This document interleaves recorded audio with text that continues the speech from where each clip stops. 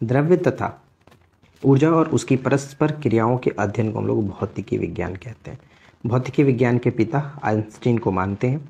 E बराबर mc² का समीकरण किसने दिया था? आइंस्टीन ने दिया था। भौतिकी शब्द की उत्पत्ति फ्यूसिस से हुई थी। ठीक है, फ्यूसिस से। ग्रीक शब्द फ्यूसिस का अर्थ होता है प्रकृति। वर्तमान में मानक का अंतर्राष्ट्रीय स्तर पर मानक जो पद्धति होता है उसे हम स्टैंडर्ड इंटरनेशनल यानी SI पद्धति के नाम से जानते हैं। SI पद्धति स्वीकार की गई थी 1967 में। SI पद्धति में मूल मात्रकों की संख्या 7 है। SI पद्धति में संपूरक मात्रकों की संख्या 2 है। प्रकाश वर्ष जो मात्रक है वो दूरी का, एक प्रकाश वर्ष बराबर कितना होता है? 9.46 गुने 10 की पावर 12 किलोमीटर। ध्यान रखिएगा, किलोमीटर, 10 की पावर 12 किलोमीटर, और अगर मीटर में दिया जाए तो 10 की पावर 15 मीटर। तो ये दोनों कन्फ्यूज़न करता है। ऑप्शन के अकॉर्डिंग देख लेना कि किलोमीटर में पूछ रहा है कि मीटर में पूछ रहा है। दूरी मापने की सबसे बड़ी इकाई पारसेक होता है। एक पारसेक बराबर 3.262 प्रकाश वर्ष होता है। समुद्री दूरी मापने की इकाई नॉटिकल होता है, नॉटिकल मील। ठीक है, एक नॉटिकल मील बराबर 1.852 किलोमीटर होता है। इसे याद रखिएगा। जल की प्रवाह दर को मापा जाता है क्यूसेक में। एक क्यूसेक बराबर 28.317 लीटर होता है। समतल कोण का मात्रक रेडियन होता है। धन कोण का मात्रक स्टे रेडियन होता है। रेखीय वेग का जो मात्रक है जो मीटर सेकेंड है। दो वस्तुओं के बीच की कोणीय दूरी को सेक्सटेंट से मापते हैं। जड़त्व आघूर्ण का मात्रक किलोग्राम मीटर स्क्वायर। वायुमंडल में ओजोन परत की मोटाई डबसन इकाई में मापी जाती है। प्रेरकत्व के मात्रक हेनरी होता है। पद्धति घनत्व का मात्रक, प्रदीप्त जो घनत्व है उसका मात्रक लक्स। द्रव्यमान का मात्रक किलोग्राम। एक माइक्रोन बराबर 0.001 mm होता है। 0.001 mm बराबर होता है 10 की पावर -6 मीटर का। तो कभी कभी डायरेक्ट ऐसे पूछा जाए कि एक माइक्रोन कितने बराबर होता है, तो 10 के पावर -6 मीटर के बराबर होता है। ठीक है, एक नैनोमीटर जो बराबर होता है 10 के पावर -9 मीटर के बराबर। फर्मी मीटर लंबाई की सबसे न्यूनतम इकाई होती है फर्मी मीटर। ज्योति फ्लक्स का मात्रक ल्यूमेन। ज्योति तीव्रता का मात्रक होता है कैंडेला। ये दोनों याद रखिएगा, दोनों में कन्फ्यूजन होता है। एक पिको जो ग्राम होता है 10 के पावर -12 ग्राम के। एक फैंटो बराबर होता है 10 के पावर -15 मीटर के। एक बैरल बराबर होता है 159 लीटर के। एक जो गैलन होता है, गैलन बराबर होता है 3.785 लीटर के बराबर होता है। इसके बाद नेक्स्ट आते हैं कि एक कैरेट हीरा कितनी मिलीग्राम के बराबर, तो 200 मिलीग्राम के बराबर। एक फैदम बराबर होता है 6 फीट। महत्वपूर्ण मापन उपकरण, जैसे गैसों का दाब मापा जाता है मोनोमीटर से। द्रव की श्यानता मापी जाती है विस्कोमीटर से। द्रव के प्रवाह की जो गति है वो वेंटुरी मीटर से मापते हैं। बादलों की ऊंचाई, वेग तथा गति मापने की जो यंत्र है उसके हम लोग नेफोस्कोप कहते हैं। वाहन की चाल मापते हैं टेकोमीटर में। वाहन द्वारा तय की गई दूरी ओडोमीटर से मापते हैं। रक्तचाप मापा जाता है सिर्फ मैनोमीटर से। समुद्र में डूबी वस्तुओं की स्थिति जानने का प्रयोग किया जाता है सोनार। सोनार का पूर्ण रूप होता है साउंड नेविगेशन एंड रेंजिंग। सोनार प्रयोग किया जाता है नौ संचालकों द्वारा। सागर की गहराई पैदोमीटर में मापते हैं। समुद्र तल से विमान की ऊंचाई अल्टीमीटर से मापा जाता है। इसके बाद नेक्स्ट है कि सोलर रेडिएशन मापा जाता है पाइर हीलियोमीटर या फिर पाइरेनोमीटर से मापते हैं। पनडुब्बी के अंदर से बाहर देखने के लिए प्रयोग किया जाता है पेरिस्कोप। ध्वनि की तीव्रता मापने वाला जो यंत्र है वो है ऑडियोमीटर। भूकंप तीव्रता मापा जाता है रिक्टर पैमाने पर। भूकंपीय तीव्रता मापक यंत्र को सिस्मोग्राफ कहते हैं। पौधों में वृद्धि मापने का यंत्र होता है किस्कोग्राफ।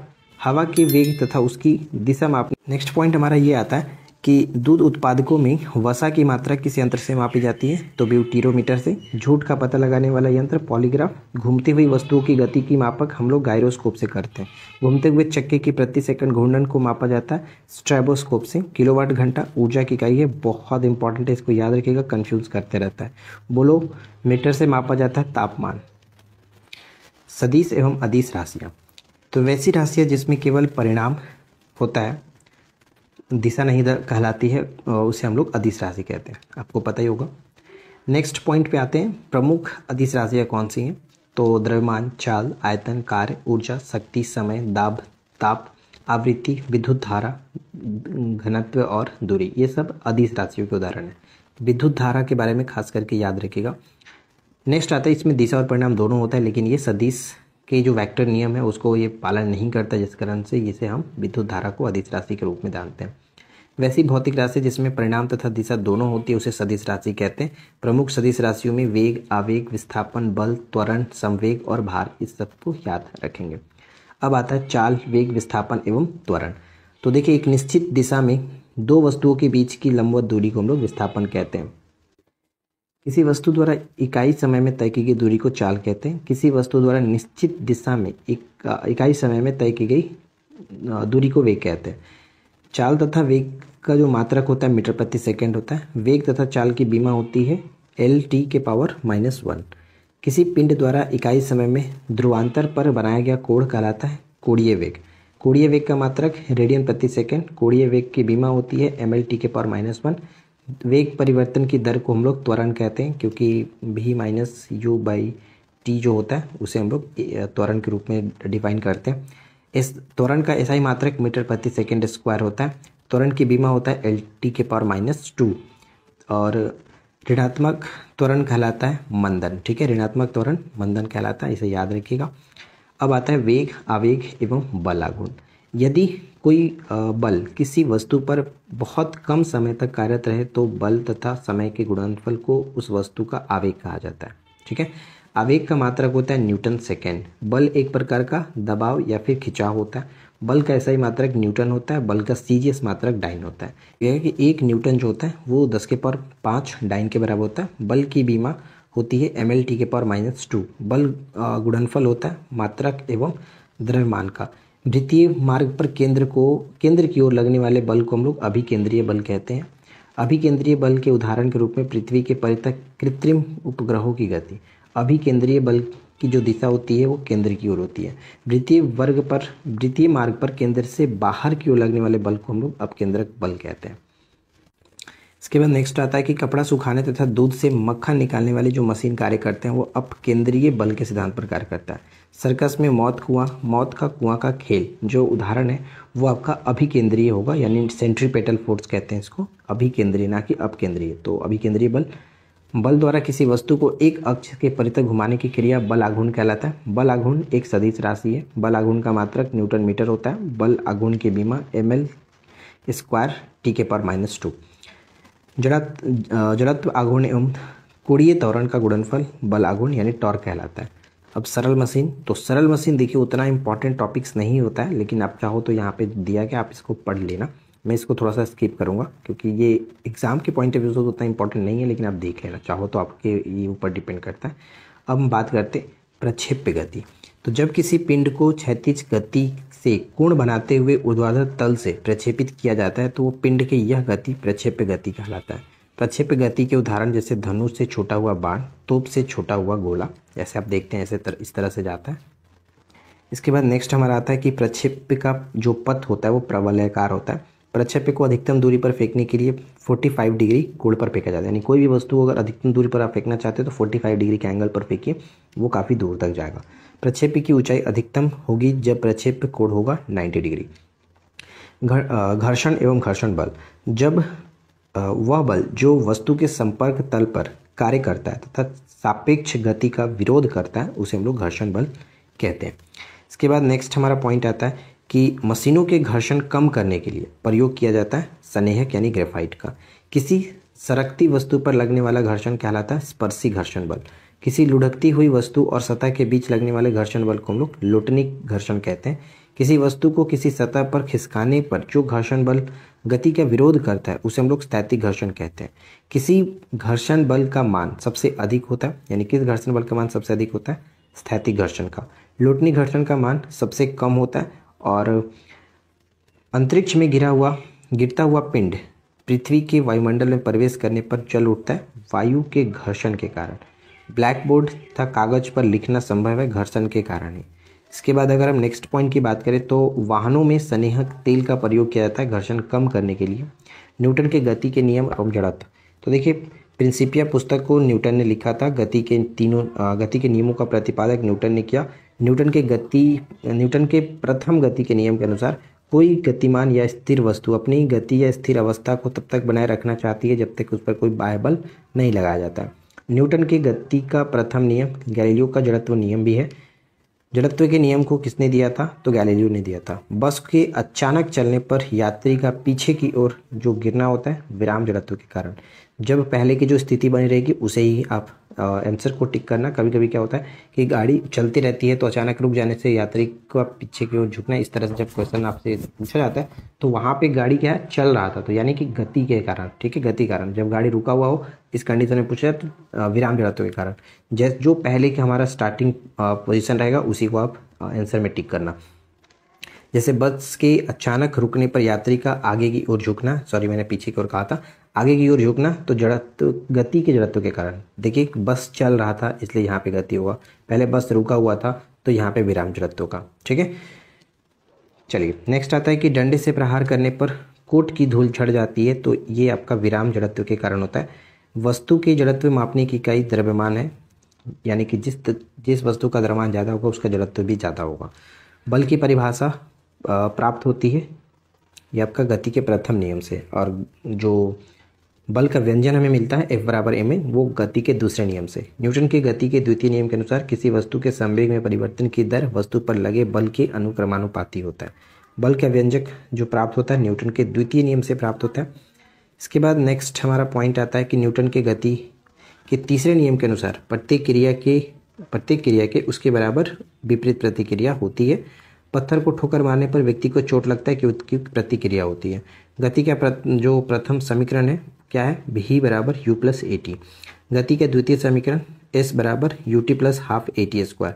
गति का द्वितीय समीकरण संबंध प्रदान करता है वस्तु की स्थिति समय के बोध में।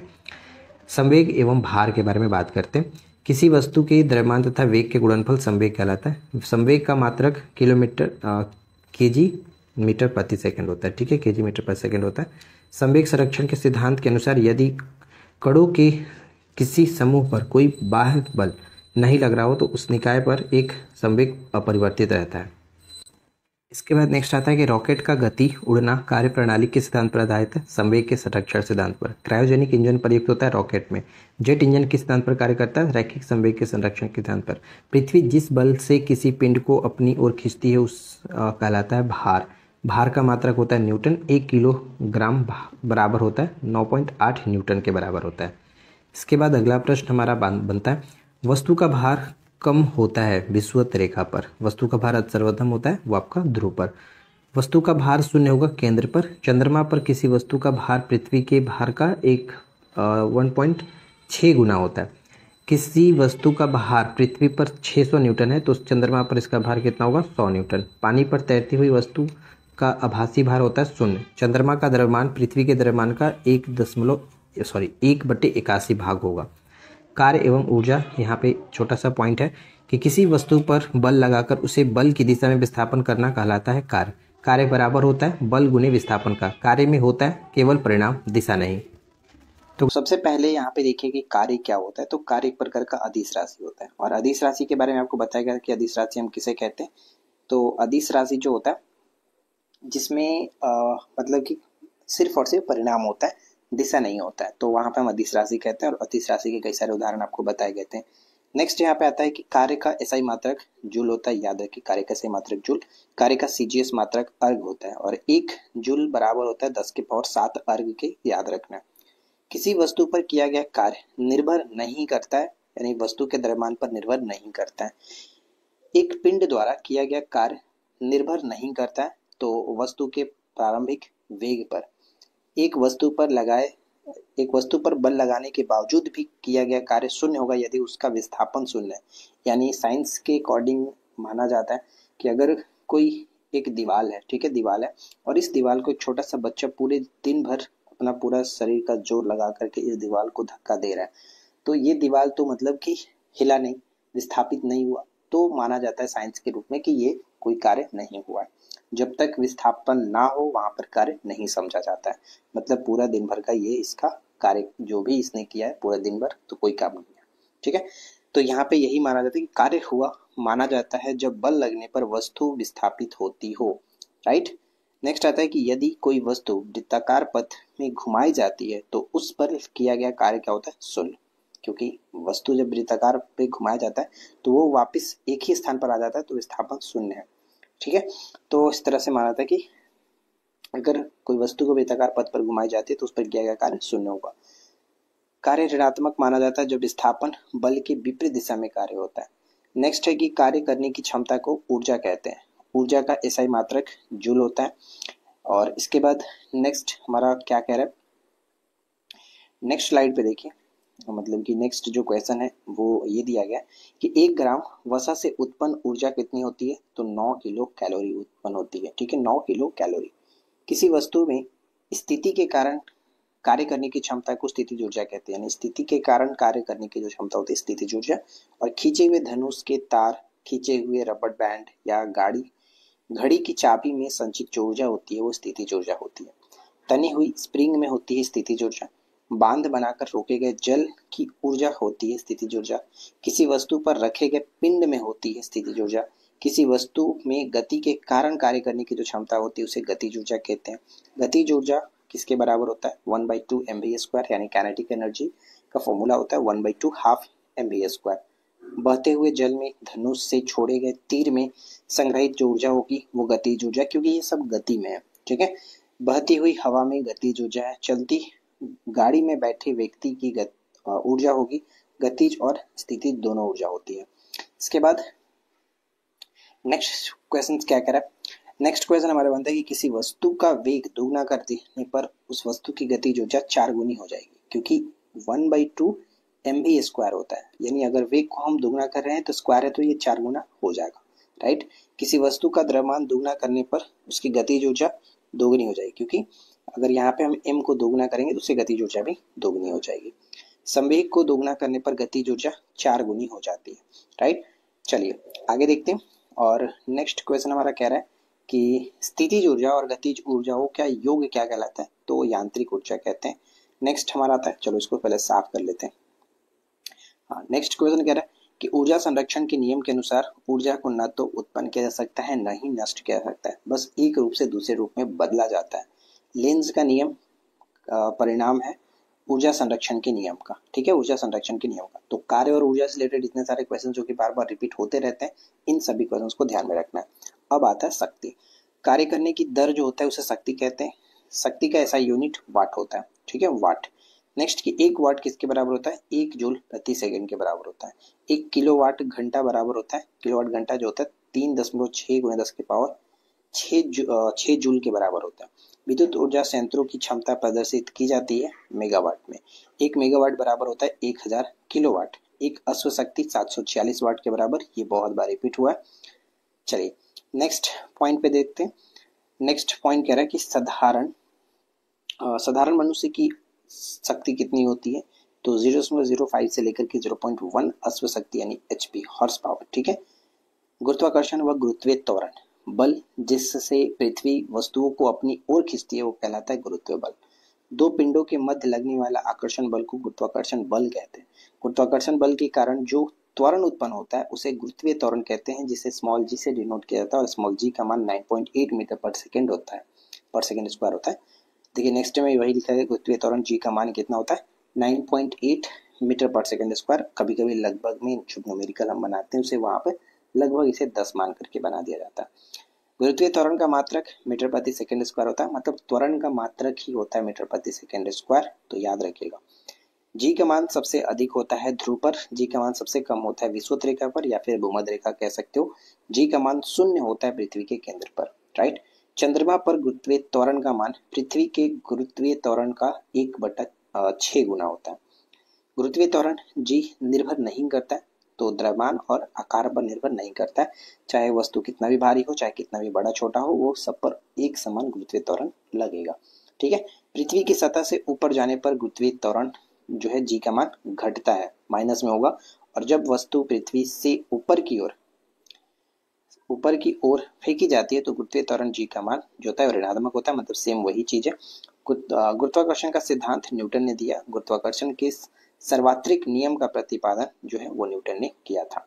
राइट, नेक्स्ट आता है कि गुरुत्वाकर्षण नियतांक जिसे हम लोग कैपिटल जी लिखते हैं वो अदिश राशि है। गुरुत्वीय नियतांक जी का मान जो होता है 6.672 × 10⁻11 न्यूटन मीटर स्क्वायर प्रति kg स्क्वायर। ये याद रखिएगा, बहुत ही इंपॉर्टेंट है, खास करके इसका यूनिट जो है न्यूटन मीटर स्क्वायर प्रति केजी स्क्वायर, ये बार बार रिपीट होता है। ठीक है, नेक्स्ट चलिए देखते हैं। तो इसको मैं साफ कर देता हूँ। नेक्स्ट हमारा ये कह रहा है कि शून्य में स्वतंत्र रूप से गिरती वस्तुओं का गुरुत्वीय त्वरण कितना होता है, समान होता है। लिफ्ट में स्थित पिंड का भार बढ़ा हुआ प्रतीत होता है जब लिफ्ट ऊपर की ओर जा रही होती है। लिफ्ट में स्थित पिंड का भार घटा हुआ प्रतीत होता है जब लिफ्ट नीचे की ओर जाती है। नीचे आते समय लिफ्ट की डोरी टूट जाए तो लिफ्ट में स्थित पिंड का भार अचानक से शून्य हो जाएगा। जब पिंड एक समान वेग से ऊपर की ओर, ऊपर या फिर नीचे की ओर जाती हो, इस दिशा में भार में कोई परिवर्तन नहीं होता है। शून्य गुरुत्वाकर्षण कहलाता है। भारहीनता की स्थिति को शून्य गुरुत्वाकर्षण कहते हैं। मुक्त या फिर स्वतंत्र रूप से गिर रही वस्तु का भार शून्य होगा। जब कोई वस्तु ऊपर से गिराई जाती है तो उसका भार अपरिवर्तित रहता है। नेक्स्ट क्या दिया गया, नेक्स्ट कह रहा है हवा में लोहे और लकड़ी का समान भार की गेंद को समान ऊंचाई से गिराने पर लोहे की गेंद पहले गिरेगी जबकि लकड़ी के बाद में। यहाँ पे एक कंडीशन ध्यान रखिएगा, जब अगर ये निर्वात में कहता तो दोनों साथ में गिरता, लेकिन जब निर्वात नहीं लगाओ तो ध्यान में रखिएगा ये दोनों में जो भारी रहेगा वो पहले गिरेगा। ये लॉजिक ज्यादा मत लगाना जब तक निर्वात ना कहे। ठीक है, नेक्स्ट कह रहा है कि हवा की अनुपस्थिति। यहाँ पर हवा की अनुपस्थिति मतलब निर्वात। अब बात आ गई तो लोहे और लकड़ी की समान भार की गेंद को समान ऊंचाई से गिराने पर वे दोनों एक साथ पृथ्वी पर आएंगे। ठीक है, यही मैं बोल रहा था अभी, दोनों याद रखना है। नेक्स्ट की कृत्रिम उपग्रह एवं प्लायन वेग। तो ग्रहों के चारों ओर परिक्रमण करने वाले आकाशीय पिंड कहलाते हैं उपग्रह। ग्रहों के गति संबंधित नियम का प्रतिपादन केपलर ने किया था। भूस्थिर उपग्रह स्थित होते हैं पृथ्वी तल से 36,000 किलोमीटर की ऊंचाई पर। ये याद रहेगा 36,000 किलोमीटर। ऑप्शन में 3600, 36,000, 36 लाख इस तरह से देकर के कंफ्यूज करता है, तो याद रखिएगा 36,000 किलोमीटर की ऊंचाई पर स्थित होते हैं। भूस्थिर उपग्रह पृथ्वी की परिक्रमा करते हैं पश्चिम से पूरब की ओर। ठीक है, भूस्थिर उपग्रहों का परिक्रमण काल जो होता है वो 24 घंटे का होता है। और नेक्स्ट जो पॉइंट क्या दिया गया, ध्यान दीजिएगा कि संचार उपग्रह प्राय स्थापित किए जाते हैं भूस्थिर कक्षाओं में। कृत्रिम उपग्रह के अंदर प्रत्येक वस्तु का भार शून्य होता है। उपग्रह की चाल निर्भर नहीं करता है उसके द्रव्यमान पर। कृत्रिम उपग्रह में विद्युत ऊर्जा का जो स्रोत होता है वो सौर सेल होता है। ठीक है, सौर सेल में क्या होता है, सिलिकॉन होता है, सौर सेल में सिलिकॉन। नेक्स्ट क्वेश्चन पे बढ़ते हैं। अब देखिए नेक्स्ट स्लाइड पे हम आ गए। नेक्स्ट स्लाइड में क्या दिया गया कि वह न्यूनतम वेग जिससे किसी पिंड को पृथ्वी की सतह से ऊपर की ओर फेंके जाने पर गुरुत्वीय क्षेत्र को पार कर जाता है उसे क्या कहते हैं, प्लायन वेग। यानी पृथ्वी का प्लायन वेग जो है 11.2 किलोमीटर पर सेकंड होता है। यानी किसी भी वस्तु को अगर पृथ्वी से ऊपर की ओर फेंकना है जो हमारे गुरुत्वीय क्षेत्र को पार कर जाए तो उसके लिए वस्तु का वेग होना चाहिए 11.2 किलोमीटर पर सेकंड। पृथ्वी के लिए प्लायन वेग 11.2 किलोमीटर पर सेकंड होता है। सूर्य के लिए प्लायन वेग 42 किलोमीटर पर सेकंड होगा और चंद्रमा के लिए प्लायन वेग होता है 2.38 किलोमीटर पर सेकंड। प्लायन वेग कक्षीय वेग का होता है √2 गुना। अब बात करते हैं हम लोग दाब। देखिए दाब यानी कि प्रेशर। अब इसमें क्या क्या चीजें, किसी वस्तु के एकांक क्षेत्रफल पर लगने वाला बल जो होता है वो दाब कहलाता है। दाब का एसआई मात्रक न्यूटन प्रति मीटर स्क्वायर होता है जिसे पास्कल भी कहा जाता है। 1 पास्कल बराबर होता है 1 न्यूटन प्रति मीटर स्क्वायर के। दाब का बीमा होता है ml के पावर -1 t के पावर -2। दाब निर्भर करता है क्षेत्रफल पर, यानी कि जितना ज्यादा क्षेत्रफल होगा उतना कम दाब लगेगा, जितना कम क्षेत्रफल होगा उतना अधिक दाब लगेगा। यानी क्षेत्रफल कम होने पर दाब अधिक लगता है। दाब बढ़ने पर बर्फ का गलनांक घटता है। बर्फ के टुकड़े, 2 टुकड़े को आपस में दबाने पर आपस में चिपक जाते हैं क्योंकि दाब अधिक होने पर बर्फ का गलनांक घटता है। द्रव का क्वथनांक बढ़ने पर दाब बढ़ने पर बढ़ता है। जब एक गैस के पात्र में दबाव बढ़ाया जाता है तो उसका द्रव्यमान क्या होगा, स्थिर होगा। देखिए बढ़ता घटता पर आधारित मैंने 2-3 वीडियो प्रोवाइड कराया हुआ है, आप हमारे चैनल पर सर्च करना मिल जाएगा, वहां से आप देख लेना। ठीक है, चलिए फिलहाल आगे बढ़ते हैं। अब आता है वायुमंडलीय दाब। इसमें क्या है कि वायुमंडलीय दाब है पारे के 760 mm यानी कि जो मिलीमीटर जो है ऊंचे स्तंभ द्वारा पड़ने वाला दाब होता है वायुमंडलीय दाब। समुद्र पर औसत दाब कितना होता है, 36 सेंटीमीटर या फिर 760 mm। वायुमंडलीय दाब मापा जाता है बैरोमीटर से। वायुमंडलीय दाब की इकाई होता है बार। एक बार बराबर होता है 10 के पावर 5 न्यूटन प्रति मीटर स्क्वायर। पृथ्वी की सतह से ऊपर जाने पर वायुमंडलीय दाब कम हो जाता है। साबुन के बुलबुले के अंदर का दाब वायुमंडलीय दाब से अधिक होता है। जब किसी झील की तली से उठकर वायु का बुलबुला ऊपरी सतह पर आता है तो उसका आकार क्या है, बढ़ जाएगा। वायुयान में बैठे यात्री के फाउंटेन पेन की स्याही रिसने लगती है। इसका कारण क्या है, ऊपर वायुमंडलीय दाब कम होने लगता है इस वजह से। राइट, नेक्स्ट क्या है, अगला प्रश्न कह रहा है कि पहाड़ों पर खाना बनाने में कठिनाई होती है क्योंकि वायुमंडलीय दाब कम होता है। बैरोमीटर के पाठ्यांक का अचानक गिरना संकेत करता है आंधी तूफान आने की। बैरोमीटर के पाठ्यांक का धीरे धीरे गिरना वर्षा होने का संभावना बताता है और बैरोमीटर के पाठ्यांक का धीरे धीरे ऊपर चढ़ना मौसम साफ रहने का अनुमान बताता है। वायुमंडल में जल की वायु में जल की उपस्थिति कहलाती है आर्द्रता। अपेक्षिक आर्द्रता को मापा जाता है हाइग्रोमीटर से। ये बहुत इंपॉर्टेंट प्रश्न है, इसको अच्छे से याद रखिएगा, हाइग्रोमीटर। ठीक है, नेक्स्ट की ताप बढ़ने पर अपेक्षिक आर्द्रता बढ़ती है। ये दोनों अच्छे से याद रखना है। नेक्स्ट क्वेश्चन आता है हमारा उत्प्लावन बल या फिर उत्प्लावकता। द्रव का वह गुण जिसके कारण वह वस्तुओं को ऊपर की ओर एक बल लगाता है जिसे हम कहते हैं उत्प्लावन बल। ठीक है, इसे हम लोग उत्प्लावन बल कहते हैं। नेक्स्ट कि जब कोई वस्तु द्रव में अंशतः या फिर पूर्णतः डुबोई जाती है तो वस्तु के भार में कमी प्रतीत होता है और ये कारण होता है उत्प्लावन बल के कारण। नीचे से भी एक फोर्स लगता है जिसे हम लोग अपथ्रस्ट कहते हैं। ठीक है, उत्प्लावन बल। लॉ ऑफ फ्लोटिंग या फिर उत्प्लावकता का या फिर प्लवन का सिद्धांत आर्किमिडीज ने दिया था। प्लवन के नियम के अनुसार संतुलित अवस्था में तैरने पर वस्तु अपने भार के बराबर द्रव विस्थापित करती है। उत्प्लावक बल निर्भर करता है द्रव के घनत्व तथा द्रव में डूबी वस्तु के आयतन पर निर्भर करता है। ये याद रखना है। चलिए आगे देखते हैं।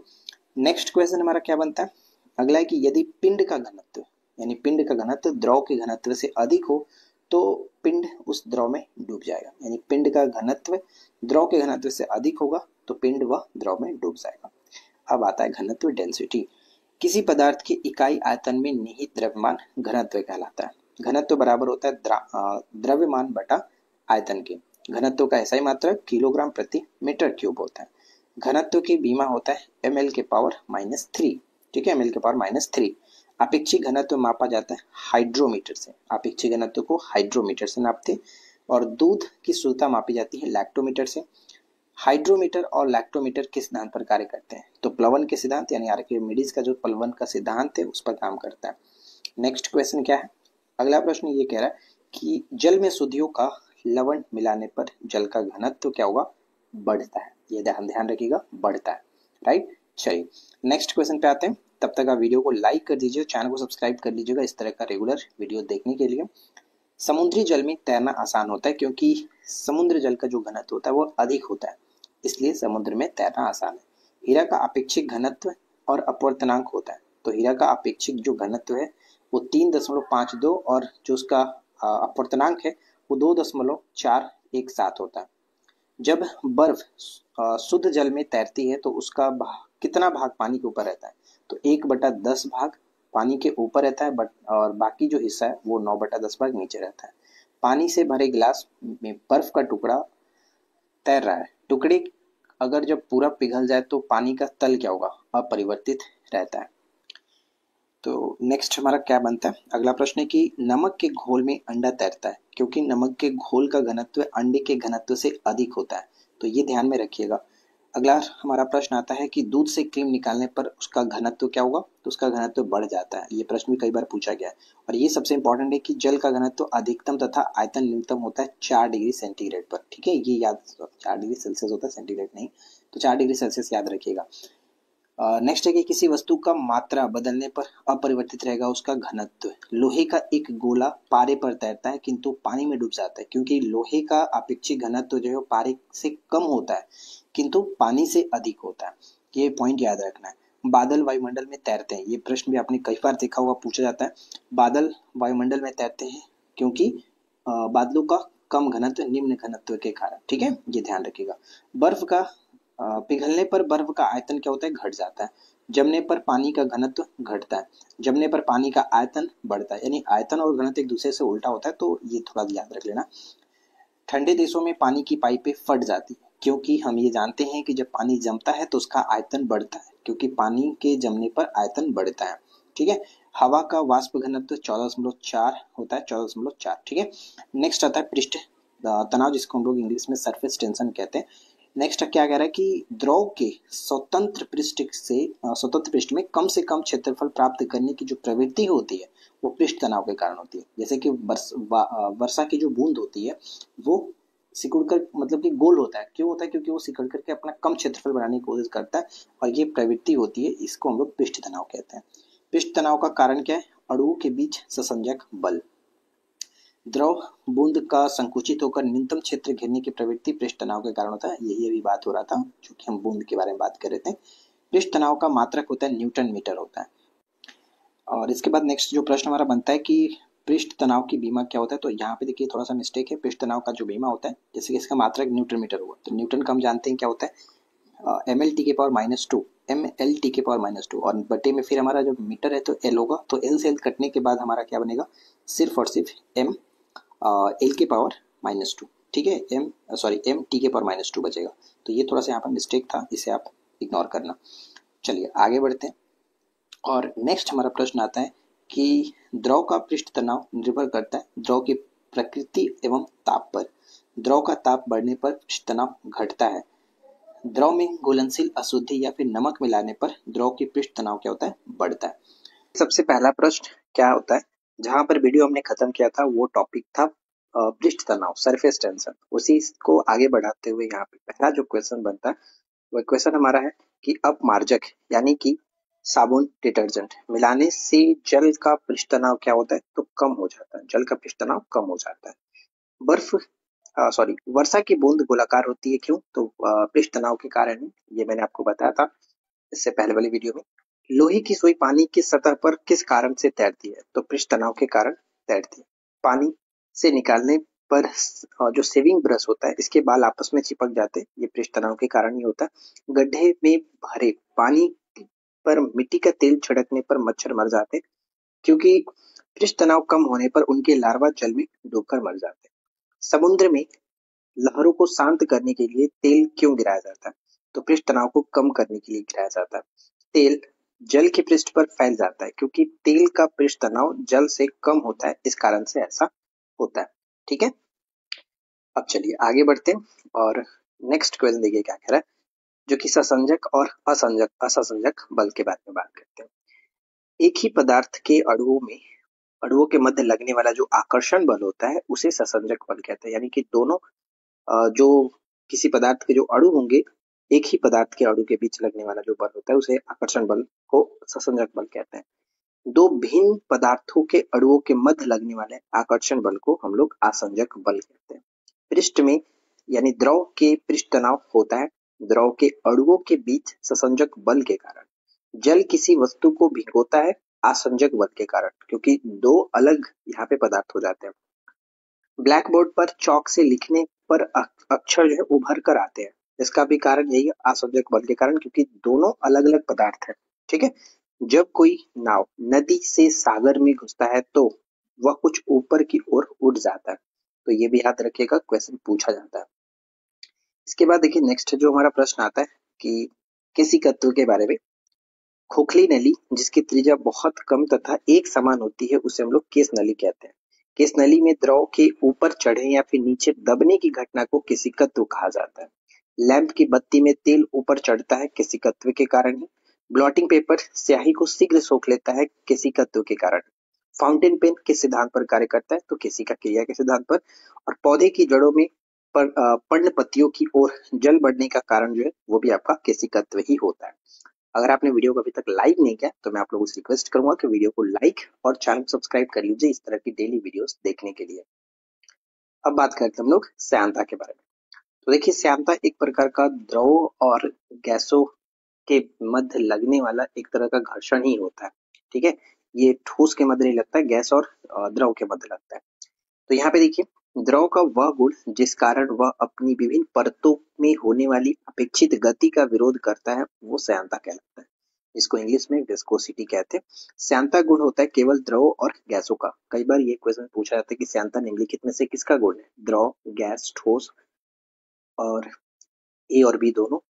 तो ए और बी दो होगा, यानी कि ठोस का नहीं होता है गैस और ये द्रव का होता है। द्रव की तुलना में गैसों की श्यानता कम होती है। द्रव की तुलना में गैस की श्यानता कम होता है, द्रव में ज्यादा लगता है। एक आदर्श तरल की श्यानता शून्य होगी। वैसे तो कुछ होता नहीं आदर्श एकदम आदर्श तरल, लेकिन अगर ऐसे पूछा जाए कि आदर्श तरल की श्यानता कितनी होती है तो शून्य होती है, ये ध्यान रखिएगा। ताप बढ़ने पर द्रव की श्यानता घटती है और ताप बढ़ने पर गैस की श्यानता जो है वो बढ़ती है। श्यानता की एसआई यूनिट जो है वो पॉइज होता है। श्यानता गुणांक की बीमा जो है ml के पावर -1 टी के पावर -1 होता है। किसी तरल की श्यानता का मापन किया जाता है विस्कोमीटर के द्वारा, ठीक है, विस्कोमीटर के द्वारा। जल से भरी बाल्टी को हिलाकर छोड़ देने पर कुछ समय पश्चात जल अपने आप स्थिर हो जाता है, ये भी श्यानता के कारण ही होता है, राइट। तो ये ध्यान रखेंगे श्यानता के कारण। अब आता है हमारा प्रत्यास्था, इलास्टिसिटी। जब किसी पिंड पर बाहरी बल लगाया जाता है तो उसका आकार और आकृति दोनों ही बदल जाता है। जैसे ही बल हटाया जाता है वो अपनी पूर्ववर्ती स्थिति में आने का प्रयास करती है। पिंड का वह गुण प्रत्यास्थ कहलाता है, ठीक है, इलास्टिसिटी कहते हैं। एकांक क्षेत्रफल पर लगने वाला जो बल होता है वो प्रतिबल कहलाता है। प्रतिबल का मात्रक न्यूटन प्रति मीटर स्क्वायर या फिर पास्कल होता है, मतलब दाब की तरह, ठीक है। प्रतिबल के परिणाम प्रतिबल के परिमाण स्वरूप वस्तु के आकार में परिवर्तन विकृति कहलाती है। प्रतिबल और विकृति का अनुपात यंग प्रत्यास्थ गुणांक कहलाता है। और प्रत्यास्थ गुणांक का ऐसा यूनिट जो होता है न्यूटन प्रति मीटर स्क्वायर या फिर पास्कल, जो कि हमने ऊपर में देखा। इसके बाद जो नेक्स्ट क्वेश्चन आपका है वो आप देखिए कि सर्वाधिक प्रत्यास्थ पदार्थ कौन सा है, तो क्वार्ट्ज। हुक के नियम के अनुसार प्रत्यास्थता की सीमा में उत्पन्न विकृति उस पर लगाए गए प्रतिबल के अनुक्रमानुपाती होती है, ठीक है। हुक का नियम जो है प्रतिबल बटे विकृति बराबर ई।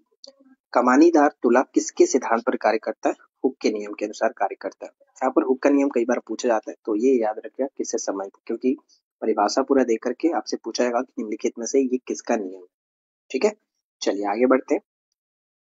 अब देखिए नेक्स्ट जो प्रश्न है वो है बर्नौली प्रमेय। आपको पता होगा यहाँ पे जितने भी टॉपिक्स हम देख रहे हैं यहाँ से कहीं ना कहीं क्वेश्चंस हमेशा पूछे जाते रहते हैं। तो अगर आप आराम से सभी टॉपिक्स को ध्यान में रखोगे तो डेफिनेटली कुछ क्वेश्चंस आप आराम से करके आओगे। बर्नौली प्रमेय के अनुसार जिस स्थान पर द्रव का वेग अधिक होता है वहां दाब कम होता है, ठीक है।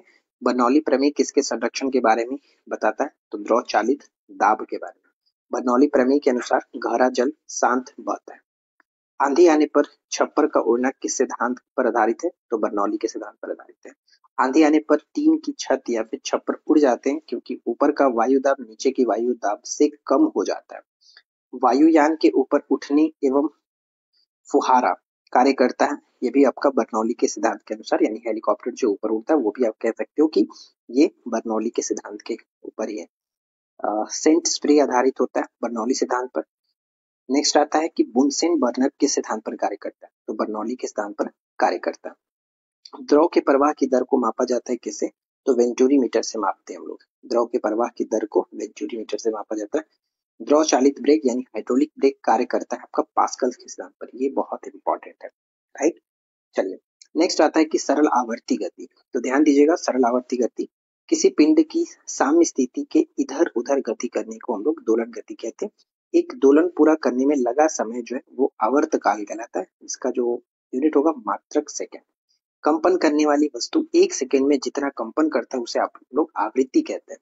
आवृत्ति का मात्रक हर्ट्ज होता है, ये पूछा जाता है, आवृत्ति का मात्रक हर्ट्ज, ठीक है। एक माध्यम से दूसरे माध्यम में जाने पर ध्वनि की आवृत्ति नहीं बदलती है, सब कुछ बदलता है लेकिन आवृत्ति नहीं चेंज होता है। सेकेंडी लोला का आवर्त काल 2 सेकेंड होता है, ये याद रखिएगा। आवर्त काल निर्भर नहीं करता है द्रव्यमान पर, आवर्त काल द्रव्यमान पर निर्भर नहीं करता है, ये पॉइंट याद रखना है। स्प्रिंग को अपनी सामान्य लंबाई पर वापस लौटने के लिए लगने वाले बल को हम लोग प्रत्यायन बल कहते हैं। झूले पर एक व्यक्ति के स्थान पर 2 व्यक्ति बैठा दिया जाए तो आवर्त काल अपरिवर्तित रहेगा। लोलक का आवर्त काल निर्भर करता है लोलक की लंबाई पर, और लोलक की लंबाई बढ़ने पर आवर्त काल जो कि आपका बढ़ जाता है, ठीक है। सबसे पहला प्रश्न आपकी स्क्रीन पर यह है कि कोई लड़का झूला झूलते खड़ी हो जाए, यानी कोई लड़की है झूला झूलते हुए अगर खड़ी हो जाए तो उसका आवर्त काल क्या होगा, तो घट जाएगा। किसी पेंडुलम की लंबाई दुगनी कर दी जाए पर उसके आवर्त काल क्या होता है, तो √2 गुना बढ़ जाएगा, ठीक है। जब लोलक की लंबाई चौगुनी कर दी जाती है तो उसका आवर्त काल क्या होता है, तो आवर्त काल 2 गुना हो जाता है। नेक्स्ट आता है कि किसी लोलक घड़ी को पृथ्वी तल से ऊपर या फिर नीचे ले जाने पर घड़ी का आवर्तकाल क्या होगा, बढ़ जाएगा। लोलक घड़ियां गर्मियों में सुस्त हो जाती हैं, इसका कारण क्या है, क्योंकि उनका लोलक की लंबाई जो है वो बढ़ जाता है। अब आता है हमारे यहाँ पे तरंग एवं तरंग गति। इसके बाद नेक्स्ट पॉइंट हमारा आता है कि अनुप्रस्थ तथा अनुदैर्घ्य है, ये यांत्रिक तरंगे होती हैं। जल तरंगे होती हैं अनुप्रस्थ तरंग, यानी जल तरंगे अनुप्रस्थ तरंग होती हैं। दो ऊर्ध्वाधर यानी दो उत्तरोत्तर श्रृंग अथवा दो उत्तरोत्तर गर्तों के बीच की जो दूरी होती है उसे हम लोग तरंग दैर्घ्य कहते हैं। यानी जो आप ये देखते हैं ना, इस तरह का तरंग चलता है, तो दो यहाँ पे ये श्रृंग हो गया, इन दोनों के बीच की दूरी, और ये दोनों आपका गर्त होता है, इस तरह के ये दोनों गर्त होता है। तो इन दोनों के बीच की दूरी को हम लोग तरंग दैर्घ्य कहते हैं, जिसको वेवलेंथ कहा जाता है, राइट। तरंग दैर्घ्य का एसआई यूनिट मीटर या फिर एंगस्ट्रॉम होता है, और एक एंगस्ट्रॉम बराबर होता है 10 के पावर माइनस 10 मीटर के। ये प्रश्न कई बार पूछा गया, इसे याद रखेंगे। आगे बढ़ते हैं और अगला प्रश्न देखिए क्या दिया है। नेक्स्ट कह रहा है कि ध्वनि का अध्ययन क्या कहलाता है। तो हम लोग ध्वनि के अध्ययन को किस नाम से जानते हैं, ध्वनि का अध्ययन हम लोग एकॉस्टिक कहते हैं। ध्वनि का वेग सर्वाधिक होता है ठोस में, ध्वनि का चाल न्यूनतम होता है गैस में। यानी देखिए, ध्वनि का सबसे अधिक वेग होता है ठोस में, सबसे कम होता है गैस में, और ध्वनि गमन नहीं करती है निर्वात में, यानी ध्वनि को गमन करने के लिए किसी न किसी मीडियम की आवश्यकता पड़ती है। विभिन्न माध्यमों में ध्वनि के चाल का क्रम कुछ इस तरह से दिखाया गया कि सबसे ज्यादा ठोस में होता है, उसके कम द्रव में, और सबसे कम गैस में।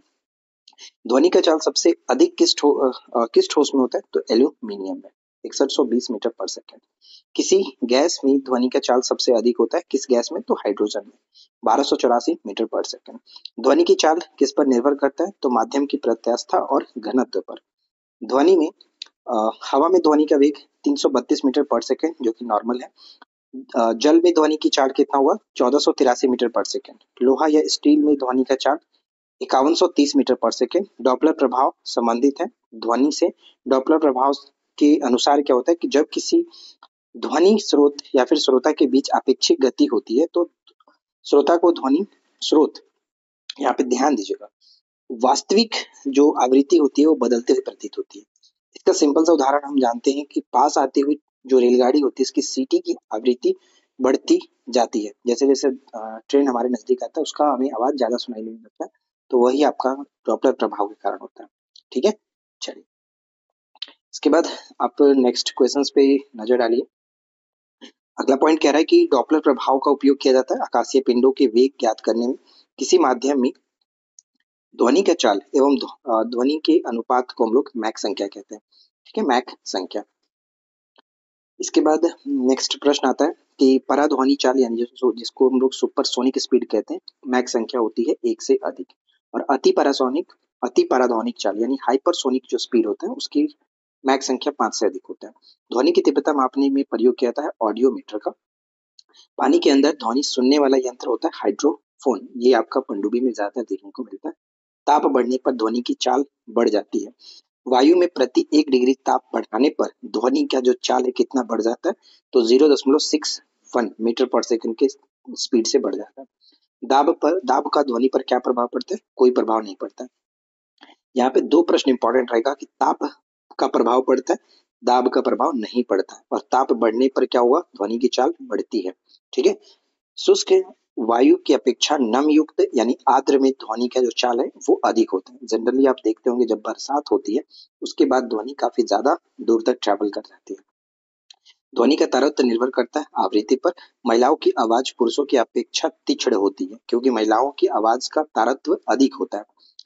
इसके बाद अगला प्रश्न क्या बनता है कि ध्वनि तीव्रता की इकाई क्या होता है, डेसिबल में मापा जाता है। विश्व स्वास्थ्य संगठन के अनुसार मानव के लिए सबसे उपयुक्त ध्वनि तीव्रता कितनी है, तो 45 डेसिबल।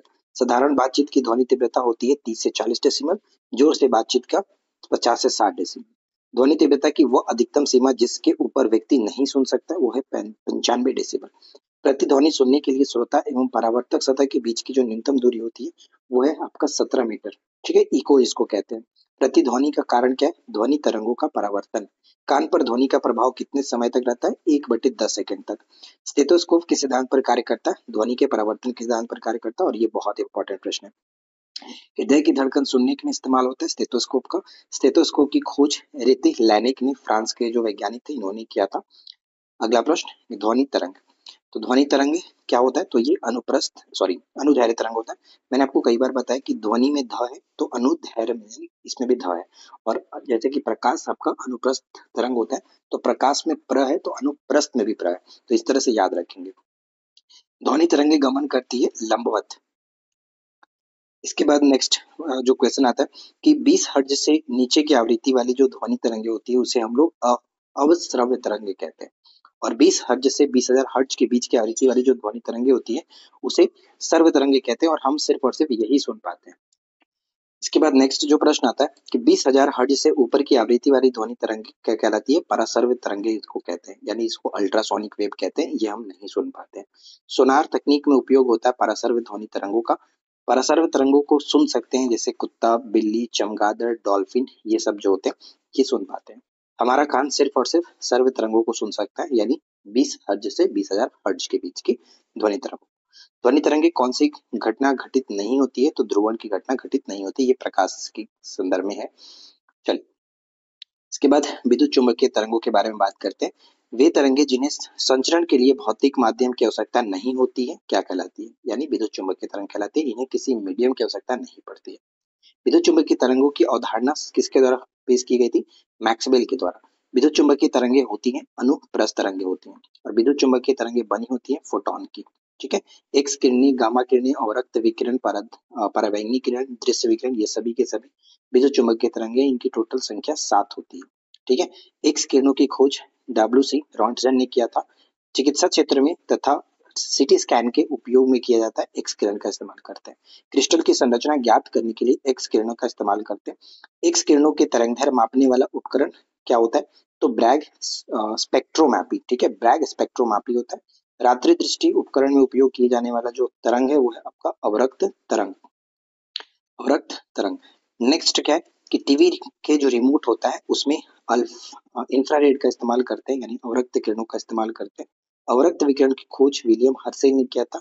जल संशोधन में कीटाणुओं के नष्ट करने के लिए हम लोग परावैंगनी किरण का इस्तेमाल करते हैं। परावैंगनी किरण की खोज जोहान रिटर ने किया था। सौर तंत्र से बाहर उत्पन्न हुई उच्च ऊर्जा विकिरण को हम लोग कॉस्मिक किरण कहते हैं। कॉस्मिक किरण की खोज कॉस्मिक किरणें होती हैं, क्या होती है, आवेशित कण होता है। और दृश्य किरणों की खोज जो है वो आपका न्यूटन ने किया था। दीर्घ रेडियो तरंगों की खोज मार्कोनी ने किया। दीर्घ रेडियो तरंगे वायुमंडल की किस परत में परावर्तित होती है, वो आपका आयन मंडल। प्रकाश तरंगे तथा ध्वनि तरंगे होती हैं विद्युत चुंबकीय तरंगे। ठीक है, फोनो, रेडियो और टीवी के सूचना प्रसारण में उपयोग किया जाता है रेडियो तरंगों का। रडार, शत्रु के वायुयानों का पता लगाने के लिए प्रयोग किया जाता है रेडियो तरंगों का। एमआरआई मशीन में किस तरंग का इस्तेमाल करते हैं, तो चुंबकीय तरंग का इस्तेमाल किया जाता है। हृदय के कंपन से कौन सी तरंगे उत्पन्न होती है, तो अपसर्व तरंगे उत्पन्न होती है। कीड़ों को घरों से दूर भगाने के लिए प्रयोग में लाया जाता है अल्ट्रासोनिक तरंग। नेक्स्ट है कि प्रकाश एवं विद्युत चुंबकीय तरंगों की लंबाई की मात्रक होता है, तो एंगस्ट्रम में मापा जाता है, और एक एंगस्ट्रम आपको बताया गया था कि 10⁻⁻10 मीटर के बराबर होता है। ठीक है, तो ये आपको याद रखना है। इसके बाद चलिए आगे बढ़ते हैं, और नेक्स्ट जो हमारा पॉइंट आता है वो है उष्मा। उष्मा से क्या क्या क्वेश्चन है, जैसे कि उष्मा एक प्रकार का होता है, ऊर्जा होता है। उष्मा की इकाई होती है जूल, कैलोरी या फिर अर्ग। 1 ग्राम जल का ताप बढ़ाने के लिए आवश्यक उष्मा की मात्रा को कैलोरीज कहते हैं। 1 कैलोरी बराबर होता है 4.186 जूल। इसे लगभग हम लोग 4.2 जूल के रूप में भी जानते हैं। नेक्स्ट है कि थर्म किसका यूनिट है, तो थर्म एक प्रकार का उष्मा का यूनिट है। उष्मा का सबसे अच्छा चालक चांदी होता है। 1 ग्राम वाले पदार्थ का तापमान 1 डिग्री सी बदलने के लिए आवश्यक उष्मा की मात्रा को हम लोग विशिष्ट उष्मा कहते हैं। विशिष्ट उष्मा का ऐसा यूनिट कितना होता है, तो जूल प्रति ग्राम प्रति केल्विन होता है। दो निकायों के बीच उष्मा के प्रवाह की दिशा निर्भर करती है उनके तापमान पर। नियत तापमान पर पदार्थ की अवस्था में परिवर्तन के लिए आवश्यक उष्मा को गुप्त उष्मा कहते हैं। ठीक है, गुप्त उष्मा की मात्रा क्या होती है, तो ये ध्यान रखिएगा। यहाँ पे देख सकते हैं कि गुप्त उष्मा की जो मात्रक होता है वो है कि जूल प्रति किलोग्राम या फिर कैलोरी प्रति ग्राम। उबलते जल की अपेक्षा भाप से अधिक हाथ जलता है। इसका कारण क्या है, क्योंकि भाप में गुप्त उष्मा अधिक होती है। ये प्रश्न कई बार रिपीट हुआ। ठीक है, बर्फ की गलन की गुप्त उष्मा कितनी होती है, 80 कैलोरी प्रति ग्राम। जल के वाष्पन की गुप्त उष्मा कितनी होती है, 536 कैलोरी प्रति ग्राम। चालन, संवहन और विकिरण। तो ठोस तथा पारे में ऊष्मा का संचरण होता है चालन विधि द्वारा। ठोस या फिर पारे में ऊष्मा का संचरण चालन विधि के द्वारा होता है। गैसों एवं द्रवों में ऊष्मा का संचरण संवहन विधि के द्वारा होता है। इसके बाद नेक्स्ट पॉइंट आता है कि पृथ्वी के वायुमंडल तथा विद्युत केतली का पानी गर्म होता है संवहन विधि द्वारा। पृथ्वी तक सूर्य की ऊष्मा पहुंचती है विकिरण विधि द्वारा। ये बहुत इंपॉर्टेंट है, इसे याद रखिएगा। स्वच्छ रातें बादल छाई रातों की तुलना में ज्यादा ठंडी होती हैं विकिरण के कारण। अच्छे उत्सर्जक अच्छे अवशोषक होते हैं, ये किरचॉफ का नियम है। ठीक है, किरचॉफ का नियम है। नेक्स्ट क्या कह रहा है, ताप। ताप का ऐसा मात्रक केल्विन होता है। सूर्य के बाहरी सतह का तापमान 6000 केल्विन, यहाँ पे ध्यान रखिएगा। नेक्स्ट है कि उच्च तापमान मापा जाता है पैरोमीटर यंत्र से। मानव शरीर का सामान्य तापमान कितना होता है, तो यहाँ पे तीनों फॉर्मेट दिया गया है। जैसे कि अगर फॉरेनहाइट में पूछा जाए तो 98.6 डिग्री फॉरेनहाइट, सेल्सियस में पूछा जाए तो 37 डिग्री सेल्सियस और केल्विन में 310 केल्विन। ठीक है, सेल्सियस और फॉरेनहाइट तापमापी एक ही मान प्रदर्शित करता है। -40 डिग्री जो तापमान होगा वो दोनों एक प्रदर्शित करता है। राइट, और ये बहुत बार पूछा गया, इसको अच्छे से याद रखिएगा। नेक्स्ट प्रश्न क्या कह रहा है कि किसी वस्तु का ताप कितना डिग्री सेल्सियस से कम नहीं हो सकता है, तो -273.15 डिग्री सेल्सियस से कम नहीं हो सकता है। ये याद रखिएगा, परम शून्य ताप यही होता है। सभी गैस शून्य आयतन घेरेगी कितना डिग्री सेल्सियस पर, तो परम शून्य ताप पर। परम शून्य ताप का मान देखिए वही है, और क्लिनिकली थर्मामीटर कहलाता है पारा थर्मामीटर तापमापी। ठीक है, पारा थर्मामीटर का आविष्कार फॉरेनहाइट ने किया था। अति ठंडे प्रदेशों में ताप मापने के लिए उपयोग किया जाता है एल्कोहल तापमापी का। एल्कोहल तापमापी का। अब आता है गलनांक, हिमांक और क्वथनांक। तो एल्कोहल जमता है एल्कोहल जो जमता है वो आपका 115 डिग्री सेल्सियस पर। पारा जमता है 39 डिग्री सेल्सियस पर। नेक्स्ट आता है कि एल्कोहल जमता है -115 डिग्री सेल्सियस पर। पारा जमता है -39 डिग्री सेल्सियस पर। और पारे का क्वथनांक होता है -357 डिग्री सेल्सियस। नेक्स्ट आता है कि वह ताप जिस पर ठोस द्रव में बदल जाता है उसे हम लोग गलनांक कहते हैं। ठीक है, उसे गलनांक कहते हैं।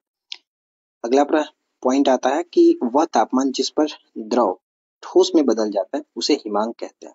वह ताप जिस पर द्रव वाष्प या फिर गैस में बदल जाता है उसे हम लोग क्वथनांक कहते हैं। ये तीनों याद रखिएगा, वैसे सिंपल सा बात है, आप समझ सकते हैं। गलनांक या और हिमांक होता है बराबर। गलनांक और हिमांक दोनों एक ही चीज है। सेल्सियस पैमाने पर जल का हिमांक एवं क्वथनांक 0 डिग्री सेल्सियस जो कि हिमांक होगा, और क्वथनांक 100 डिग्री सेल्सियस। क्वथनांक मतलब बॉइलिंग पॉइंट और हिमांक मतलब जमना। ठीक है, फॉरेनहाइट पैमाने पर शुद्ध जल का हिमांक एवं क्वथनांक कितना होता है, तो 0 डिग्री पर जितना होगा वो आपका फॉरेनहाइट पे 32 डिग्री से फॉरेनहाइट, और जितना पर उबलता है 100 डिग्री सेल्सियस पर वो आपका 212 डिग्री फॉरेनहाइट होता है। ये याद रखिएगा। केल्विन पैमाने पर शुद्ध जल का हिमांक और क्वथनांक, जब तो आपको ये सिंपल सा है, 0 डिग्री सेल्सियस बराबर 273 केल्विन और 100 डिग्री सेल्सियस बराबर 373 केल्विन। ठीक है, नमक मिलाने पर बर्फ का गलनांक घटता है। दाब बढ़ाने पर या एवं अशुद्धि मिलाने पर जो द्रव का क्वथनांक होगा वो आपका बढ़ता है। ठीक है, याद रखिएगा, बढ़ता है। नेक्स्ट की पहाड़ों पर खाना देर से पकता है क्योंकि वायुमंडलीय दाब कम होने के कारण जल का क्वथनांक कम हो जाता है। जल को 0 डिग्री सेल्सियस से 10 डिग्री तक गर्म किया जाता है तो उसका आयतन क्या होगा, तो पहले घटता है फिर बढ़ता है। ये बहुत इंपॉर्टेंट है, कई बार पूछा गया, इसको याद रखिएगा। प्रेशर कुकर में खाना जल्दी पकता है क्योंकि पानी का क्वथनांक बढ़ जाता है। ठीक है, पानी का क्वथनांक बढ़ जाता है। दाब बढ़ाने पर वाष्पीकरण की दर घटता है। तेज हवा वाली रात में ओस नहीं बनती क्योंकि वाष्पीकरण की दर तेज होती है। ठीक है, कमरे में रखे रेफ्रिजरेटर का दरवाजा खोल दिया जाए तो कमरे का तापमान क्या होगा, बढ़ जाएगा। रेफ्रिजरेटर में थर्मोस्टेट का कार्य क्या होता है, तो एक समान तापमान बनाए रखना। रेफ्रिजरेटर में खाना या फिर खाद्य जो पदार्थ को ताजा रखने हेतु संरक्षित तापमान कितना होता है, 4 डिग्री सेल्सियस या फिर 40 डिग्री फॉरेनहाइट से कम। रेफ्रिजरेटर में प्रशिक्षित यानी जो प्रशीतक जिसको रेफ्रिजरेंट कहते हैं का उपयोग किया जाता है, फ्रीऑन गैस का इस्तेमाल किया जाता है। नेक्स्ट आता है हमारा कि दो विभिन्न धातुओं द्वारा बनाया गया सेंसर है जो कि थर्मोकपल कहते हैं। थर्मोकपल प्रयोग होता है तापमान मापने में। ठोस कपूर से कपूर वाष्प बनने की प्रक्रिया को ऊर्ध्वपातन कहते हैं, इंग्लिश में इसको सब्लिमेशन कहा जाता है। वायु में जल वाष्प की मात्रा है आर्द्रता। अपेक्षित आर्द्रता मापक जो कि हाइग्रोमीटर, ये इंपॉर्टेंट रहेगा। आर्द्रता अधिक होती है बरसात में, ताप बढ़ने पर अपेक्षित आर्द्रता बढ़ती है। मोटर गाड़ी के टायर का ट्यूब फटने पर हवा का ठंडा होना जो कि रुद्धोष्म प्रक्रम है। साइकिल में हवा भरते समय पंप गर्म हो जाता है रुद्धोष्म परिवर्तन के कारण। अब आता है यहाँ पे प्रकाश एवं प्रकाश तरंगे। इससे भी कई सारे क्वेश्चंस आते हैं। तो वह ऊर्जा जिसके प्रभाव में हम वस्तुओं को देख पाते हैं वो है प्रकाश। प्रकाश ऊर्जा के छोटे छोटे कणों से मिलकर के बना होता है, तो फोटोन के कणों से मिलकर के बना होता है। प्रकाश के फोटोन सिद्धांत की व्याख्या की थी किसने? तो अल्बर्ट आइंस्टाइन ने। प्रकाश के वेग को सर्वप्रथम ज्ञात किया गया था डेनमार्क के रोमर ने 1676 में। प्रकाश का वेग अधिकतम होता है निर्वात में। निर्वात में प्रकाश की चाल 3×10⁸ मीटर पर सेकेंड। कांच में प्रकाश की चाल 2×10⁸ मीटर पर सेकेंड होता है। प्रकाश की गति की तुलना में रेडियो तरंगों की जो गति होती है वो समान होती है। बिजली की चमक के काफी समय बाद बादलों में गर्जन सुनाई देती है, क्योंकि प्रकाश की जो चाल होती है ध्वनि की चाल से अधिक होती है। इस कारण से हमें पहले चमक सुनाई देता है, बाद में गरज सुनाई देता है। ठीक है। प्रकाश विद्युत प्रभाव का प्रतिपादन किसने किया था? तो आइंस्टीन ने किया था, और इसी कार्य के लिए इनको 1921 में जो कि नोबेल प्राइज भी दिया गया था। तो ये चीज आपको पता होगा। प्रकाश तरंगे किस प्रकार की तरंगे होती है? तो अनुप्रस्थ तरंगे होती है। प्रकाश का रंग निश्चित होता है तरंग दैर्ध्य से। प्रकाश का तरंग दैर्ध्य होता है कितना? तो 3900 एंगस्ट्रॉम से लेकर के 7800 एंगस्ट्रॉम के बीच होता है। राइट। इसके बाद प्रकाश, दृश्य प्रकाश की बात करें तो दृश्य प्रकाश का तरंग दैर्ध्य परास जो होता है 4000 से 8000 एंगस्ट्रॉम के बीच। तरंग दैर्ध्य सर्वाधिक किसका होता है? लाल रंग का, यानी काफी दूर तक ट्रैवल करता है, दूर से हम लोग इसको देख पाते हैं, इसलिए लाल रंग को हम लोग खतरे के रूप में भी इस्तेमाल करते हैं ताकि दूर से दिखा जा सके। इसमें स्कैटरिंग यानी कि जो हम लोग कहते हैं कि वर्ण विक्षेपण वो बहुत कम होता है, इसलिए तरंग दैर्ध्य इसका ज्यादा होता है।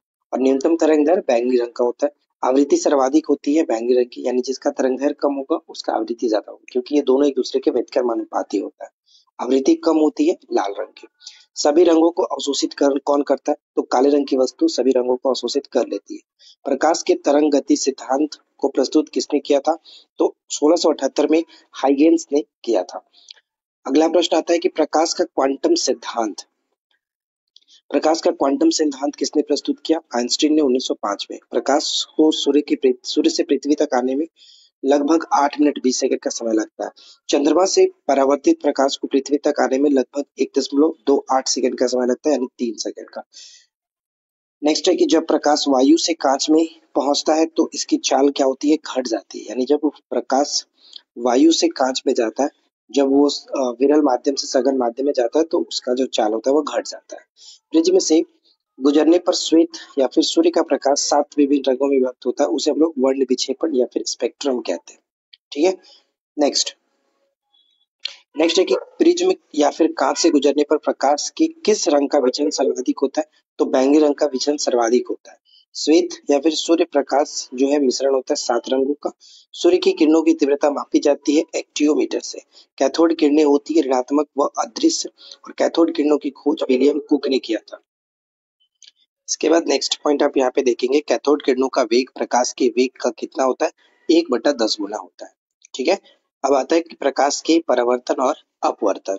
तो जब प्रकाश किरणें वायुमंडल में उपस्थित सूक्ष्म कणों या फिर धूल से टकराती है तो विभिन्न दिशाओं में फैल जाती है। यह घटना क्या कहलाती है? इस घटना को प्रकाश का प्रकीर्णन कहते हैं। ठीक है, प्रकाश का प्रकीर्णन कहते हैं। प्रकाश का प्रकीर्णन सबसे कम होता है लाल रंग के प्रकाश का। प्रकाश का प्रकीर्णन सबसे अधिक होता है बैंगनी रंग के प्रकाश का। आकाश का रंग नीला दिखाई देता है प्रकीर्णन के कारण। अंतरिक्ष यात्री को आकाश काला दिखाई देता है। पृथ्वी से देखने पर आकाश दिखता है नीला। समुद्र का जल नीला दिखाई देता है प्रकाश के प्रकीर्णन के कारण। ठीक है। अगला प्रश्न कि उगते एवं डूबते सूर्य जो है वो लाल दिखाई देता है, इसका कारण है प्रकाश का प्रकीर्णन। प्रकाश का चिकनी सतह से टकराकर वापस लौटना, इसे हम लोग परावर्तन कहते हैं, यानी कि रिफ्लेक्शन। ठीक है। पेरिस्कोप यानी पारदर्शी जो है किस सिद्धांत पर कार्य करता है? तो प्रकाश के परावर्तन के सिद्धांत पर। सूखा बालू चमकीला दिखाई देता है जबकि गीला द्युतिहीन दिखाई देता है, तो ये प्रकाश के परावर्तन के कारण होता है। परावर्तन के नियम के अकॉर्डिंग आपतन कोण एवं परावर्तन कोण एक दूसरे के बराबर होते हैं।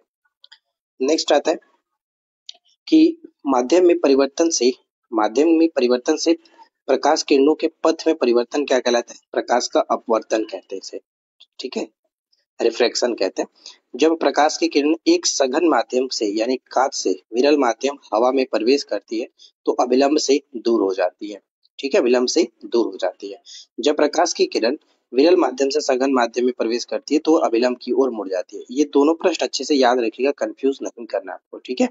नेक्स्ट है कि पानी से भरे किसी बर्तन में पड़ा हुआ सिक्का थोड़ा ऊपर उठा हुआ प्रतीत होता है। पानी से भरे बर्तन में डुबाई हुई छड़ थोड़ा मुड़ी हुई प्रतीत होती है। इन सभी का कारण क्या है? तो प्रकाश के अपवर्तन के कारण ऐसा होता है, ठीक है।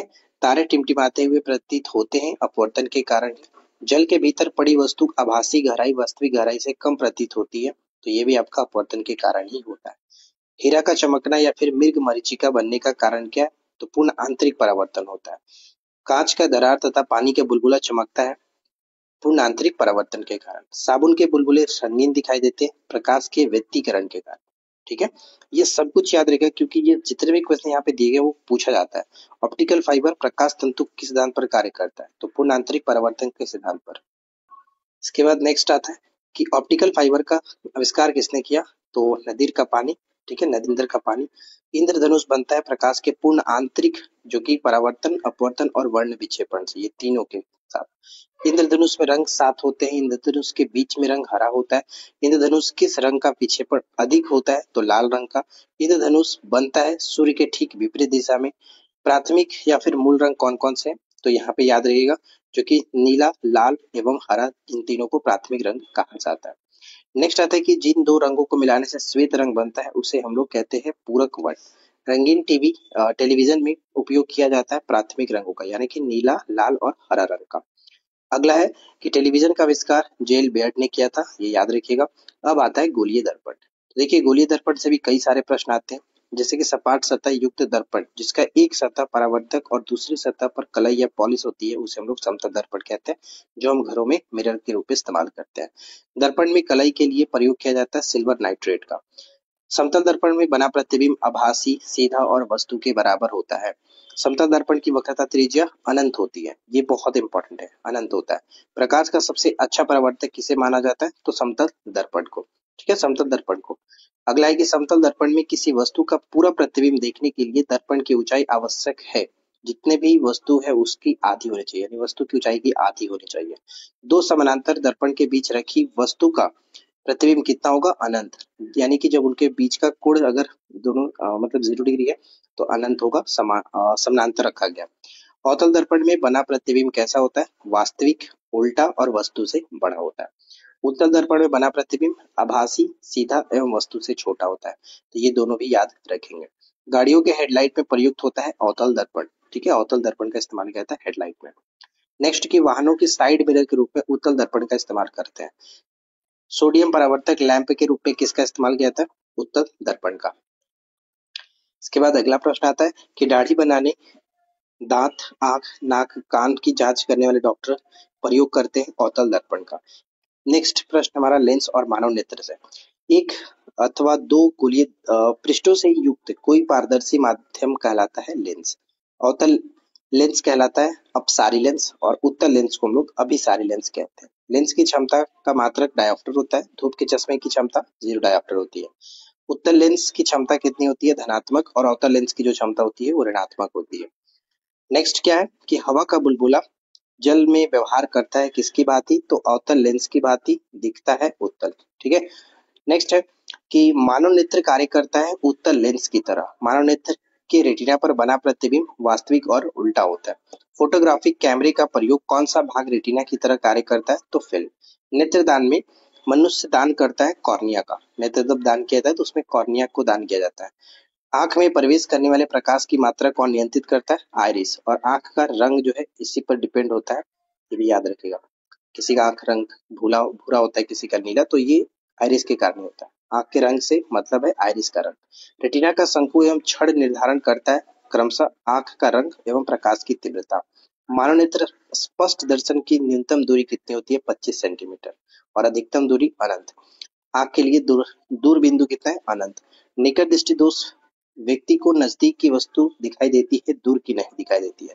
निकट दृष्टि दोष का कारण क्या है? तो नेत्र लेंस की मोटाई में वृद्धि तथा फोकस दूरी कम हो जाना। दूर दृष्टि दोष में व्यक्ति को दूर की वस्तुएं दिखाई देती है, नजदीक की नहीं दिखाई देती है। नेक्स्ट इसमें क्या है कि दूर दृष्टि दोष का कारण क्या है? तो जस्ट उसका अपोजिट हो जाएगा कि नेत्र लेंस की मोटाई में कमी तथा फोकस दूरी में वृद्धि। निकट दृष्टि दोष यानी मायोपिया दूर किया जाता है अवतल लेंस के चश्मे का प्रयोग करके। ये याद रखेंगे, निकट दृष्टि दोष को अवतल लेंस से और दूर दृष्टि दोष को उत्तल लेंस से ठीक करते हैं। दूर दृष्टि दोष होने का पर प्रतिबिंब कहाँ बनता है? रेटिना के पीछे बनता है। जरा दृष्टि दोष में व्यक्ति न तो दूर और ना ही निकट, दोनों में से कोई भी वस्तु को ठीक से नहीं देख पाता है। जरा दृष्टि दोष यानी कि प्रेस बायोपिया निवारण हेतु जिसमें द्विफोक्सी लेंस का इस्तेमाल करते हैं। नेक्स्ट क्या आता है कि अबिंदुकता दोष में व्यक्ति क्षैतिज दिशा में ठीक से देख पाता है परंतु ऊर्ध्वाधर दिशा में नहीं देख पाता है। ये ध्यान रखिएगा अबिंदुकता में क्या होता है। अबिंदुकता दोष के निवारण के लिए बेलनाकार लेंस का इस्तेमाल करते हैं। वर्णांतता जो है वो एक अनुवांशिक रोग होता है। वर्णांतता रोग में व्यक्ति को किस रंग में विभेद नहीं कर पाता है तो लाल और हरे रंग की पहचान ठीक से नहीं कर पाता है। घड़ी साज घड़ी में बारीक पुर्जों को देखने के लिए उपयोग में लाते हैं आवर्धक लेंस का। कैमरे में लगा होता है उत्तल लेंस, सूक्ष्मदर्शी में प्रयुक्त भी होता है उत्तल लेंस। ठीक है, नेक्स्ट क्या है, सूक्ष्मदर्शी का आविष्कार किसने किया था? तो जेड जॉनसन ने किया था, ये याद रखिएगा। सूक्ष्मदर्शी संयुक्त सूक्ष्मदर्शी में प्रयोग होता है दो उत्तल लेंस। इलेक्ट्रॉन सूक्ष्मदर्शी का आविष्कार नीड और रुस्का ने किया था। दूरबीन का आविष्कार हेंस लेपर्सी ने किया था। ठीक है, दूरबीन का आविष्कार हेंस लेपर्सी ने किया था और कहीं कहीं गैलीलियो भी देता है ना शायद, आप लोग एक बार थोड़ा सा देख लेना। नेक्स्ट है कि दूर की वस्तु को देखने के लिए इस्तेमाल करते हैं टेलीस्कोप। अच्छा नहीं, टेलीस्कोप का आविष्कार गैलीलियो ने किया था, माफी चाहूंगा, टेलीस्कोप का आविष्कार गैलीलियो ने किया था। ठीक है, दूरबीन यहाँ पे हो जाएगा हेंस लेपर्सी। चलिए नेक्स्ट आता है विद्युत धारा से रिलेटेड क्वेश्चंस। तो देखिए ध्यान दीजिएगा कि किसी चालक में विद्युत आवेश के प्रवाह की दर को हम लोग विद्युत धारा कहते हैं। विद्युत धारा होती है एक तरह की अदिश राशि। देखिए इसमें दिशा और परिणाम दोनों होता है लेकिन ये सदिश नियम का पालन नहीं करता है, वेक्टर नियम का पालन नहीं करता है, इसलिए ये अदिश राशि हो जाता है। विद्युत धारा का एसआई मात्रक क्या होता है? एम्पियर। विद्युत धारा मापी जाती है आमीटर में। एक आदर्श आमीटर का प्रतिरोध 0 होता है। विद्युत आवेश का एसआई मात्रक कूलाम। एक कूलाम आवेश बराबर होता है 6.25 के पावर 18 इलेक्ट्रॉन के बराबर होता है। इलेक्ट्रॉन वोल्ट किसकी इकाई है? तो ऊर्जा की इकाई है। विद्युत शक्ति का एसआई मात्रक वाट होता है। 1 किलोवाट घंटा किसके बराबर है? 1 यूनिट के बराबर है। 1 किलोवाट घंटा 1 यूनिट के बराबर, और 1 किलोवाट घंटा बराबर को जूल में देखा जाए तो 3.6 जूल। विद्युत वाहक बल्ब का मात्रक क्या होता है? तो वोल्ट। विद्युत विभव का एसआई मात्रक वोल्ट। विद्युत धारिता का एसआई मात्रक फैराडे। विद्युत परिपथ में विद्युत धारा की उपस्थिति मापी जाती है गैल्वेनोमीटर से। शंट क्या होता है? एक कम प्रतिरोध वाला तार होता है। लघु पतन यानी शॉर्ट सर्किट के समय परिपथ में विद्युत धारा का मान बढ़ जाता है। विद्युत परिपथ में उदासीन तार का रंग कैसा होता है? तो काला रंग होता है। इसके बाद अगला प्रश्न आता है कि अवशिष्ट खोखले गोले में अंदर वैद्युत तीव्रता होती है 0। घरेलू विद्युत तारों में संयोजन मूलतः जो होता है वो किस क्रम में होता है? तो समानांतर क्रम में लगाया जाता है। फैराडे का नियम विद्युत अपघटन से संबंधित है। फ्यूज तार मिश्रण होता है सीसा और टीन का। विद्युत फ्यूज का गलनांक बहुत ही निम्न होता है। विद्युत फ्यूज कार्य करती है विद्युत परिपथ में ऊष्मीय सिद्धांत पर। फ्यूज में प्रयुक्त होने वाला तार की विशेषता होती है उच्च प्रतिरोध होता है और निम्न गलनांक होता है।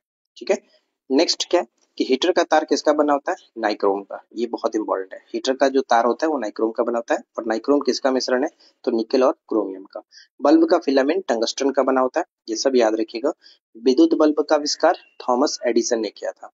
विद्युत बल्ब में कौन सी गैस भरी जाती है? तो नाइट्रोजन और ऑर्गन गैस भरी जाती है। जलते हुए बल्ब के तंतु का तापमान कितना होता है? तो 1500 से 20,000 सेल्सियस। टंगस्टन का गलनांक और क्वथनांक कितना होता है? तो गलनांक इसका 3422 डिग्री सेल्सियस और क्वथनांक होता है 5555 डिग्री सेल्सियस। हैलोजन लैंप का तंतु मिश्रण होता है टंगस्टन एवं सोडियम का। सामान्य ट्यूबलाइट में भरा होता है पारे का वाष्प एवं आर्गन। ट्यूबलाइट की दीवारों पर किसका लेप चढ़ा होता है? तो फास्फर का। ठीक है, फास्फर। नेक्स्ट की ट्यूबलाइट के दोनों किनारों पर लगे होते हैं बेरियम ऑक्साइड के तंतु। नेक्स्ट की चालक का वह गुण जो उसमें प्रवाहित आवेश का विरोध करता है उसे प्रतिरोध कहते हैं, और प्रतिरोध का ऐसा यूनिट क्या होता है? तो ओम होता है, ओम। अगला है कि किसी धातु की प्रतिरोधकता गर्म करने पर बढ़ती है। प्रतिरोधकता का एसआई मात्रक ओम मीटर होता है। विभवांतर का मात्रक वोल्ट मीटर, और आदर्श वोल्ट मीटर का प्रतिरोध अनंत होता है। कई बार तो यही क्वेश्चन पूछा गया। अब आता है ऊर्जा रूपांतरण। तो ध्यान दीजिएगा, वह क्रिया जिसमें किसी चालक को परिवर्ती चुंबकीय क्षेत्र में रखने पर चालक की विद्युत धारा प्रेरित होती है उसे हम लोग विद्युत चुंबकीय प्रेरण कहते हैं। डायनेमो, विद्युत मीटर, ट्रांसफार्मर, माइक्रोफोन, लाउडस्पीकर आदि सभी कार्य करते हैं विद्युत चुंबकीय प्रेरण के सिद्धांत पर। डायनेमो परिवर्तित करता है। यहाँ पे जो प्रश्न दिए गए हैं वो हमेशा पेपर में कहीं ना कहीं देखने को मिलता है, इसीलिए मैंने मेंशन किया कि ये आपको 2 से 3 मार्क्स तो पक्का दिलाएगा। ठीक है, तो डायनेमो क्या करता है? डायनेमो का कार्य होता है यांत्रिक ऊर्जा को विद्युत ऊर्जा में परिवर्तित करना। कई बार यही पूछा जाता है कि निम्नलिखित में से कौन सा यंत्र यांत्रिक ऊर्जा को विद्युत ऊर्जा में परिवर्तित करता है? तो वहां पे आपको ध्यान रखना है डायनेमो। ठीक है, डायनेमो का आर्मेचर किसका बना होता है? तो लौह चुंबकीय पदार्थ का बना होता है। राइट, विद्युत मोटर बदलता है तो विद्युत ऊर्जा को यांत्रिक ऊर्जा में बदलता है। तो ये दोनों याद रखिएगा, दोनों एक दूसरे के अपोजिट हो जाता है। यांत्रिक ऊर्जा को विद्युत ऊर्जा में डायनेमो बदलेगा। विद्युत मोटर करता है क्या कि विद्युत ऊर्जा को यांत्रिक ऊर्जा में बदलता है। राइट, अब है माइक्रोफोन। तो माइक्रोफोन ध्वनि ऊर्जा को विद्युत ऊर्जा में बदलता है। विद्युत सेल की बात करें तो रासायनिक ऊर्जा को विद्युत ऊर्जा में बदलता है और यांत्रिक ऊर्जा को ध्वनि ऊर्जा में बदलता है कौन? सितार। ठीक है, रासायनिक ऊर्जा को प्रकाश एवं उष्मा ऊर्जा में रूपांतरित करता है मोमबत्ती। और नेक्स्ट है कि लाउड स्पीकर परिवर्तित करता है विद्युत ऊर्जा को ध्वनि ऊर्जा में। तो ये सब कुछ अच्छे से याद रखिएगा, पूछा जाता है। राइट, नेक्स्ट आता है हमारा विद्युत सेल। ठीक है, कई लोग यही कमेंट्स कर रहे थे कि एक टॉपिक को एक बार में दिखाया जाए, तो मैंने यही कोशिश किया है कि एक टॉपिक को एक स्लाइड में रखना है, नेक्स्ट टॉपिक को नेक्स्ट स्लाइड में। जैसे कि आप यहाँ पे देख पाएंगे सभी टॉपिक को अलग अलग मैंने कर दिया। ठीक है, चलिए, विद्युत बैटरी का आविष्कार किसने किया था? तो वोल्टा ने किया था। विद्युत सेल किसे कहते हैं? तो प्राथमिक सेल, विद्युत सेल प्राथमिक सेल कहलाता है। शुष्क सेल की क्षमता कितनी होती है? 1.5 वोल्ट। ठीक है, सेल में संग्रहित ऊर्जा रासायनिक ऊर्जा होती है। विद्युत सेल का कैथोड किसका बना होता है? जस्ता का बना होता है। विद्युत सेल का जो कैथोड होता है वो जस्ता का बना होता है। विद्युत सेल का एनोड किसका बना होता है? कार्बन का बना होता है। ये दोनों याद रखना। सेल के एनोड पर होता है धनावेश, और जैसे कि देखिए ए मतलब क्या होता है? ऐड, ऐड का मतलब पॉजिटिव। तो यही याद रखना है कि सेल के एनोड पर धनावेश होता है और कैथोड पर ऋणावेश होता है। संचायक बैटरियों में प्रयुक्त धातु सीसा, गैलेना किसका अयस्क है? तो ये सीसा लेड का अयस्क है और ये मोस्ट इंपॉर्टेंट रहेगा। किसी लवण के जलीय विलयन को जिसमें से विद्युत धारा गुजार सकती है उसे कहते हैं विद्युत अपघट्य, यानी विद्युत धारा उससे गुजर सकती है उसे विद्युत अपघट्य कहा जाता है।